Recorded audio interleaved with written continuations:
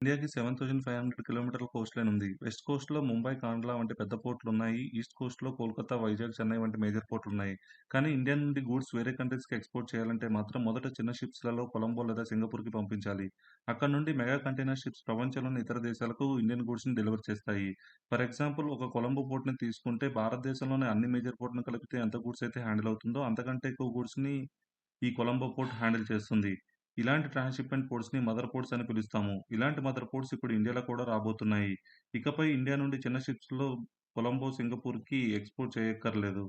ఎందుకంటే Indian government 3 mother పోర్ట్స్‌ని కడుతుంది. 1 విజింజమ్ Kerala, 2 వధవన్ Maharashtra, 3 great Nicobar island. విజిజం పోర్ట్‌ని ఇండియాలోని ఫస్ట్ ఇంటర్నేషనల్ కంటైనర్ టెర్మినల్‌గా చెప్పొచ్చు. ఇకపై భారతదేశ ఎగుమతులు, దిగుమతులు ఈ పోర్ట్ ద్వారా తక్కువ ఖర్చుతో తక్కువ సమయంలో చేయొచ్చు. ఇప్పుడు చెప్పండి జై హో India! Please like, share and subscribe for more videos.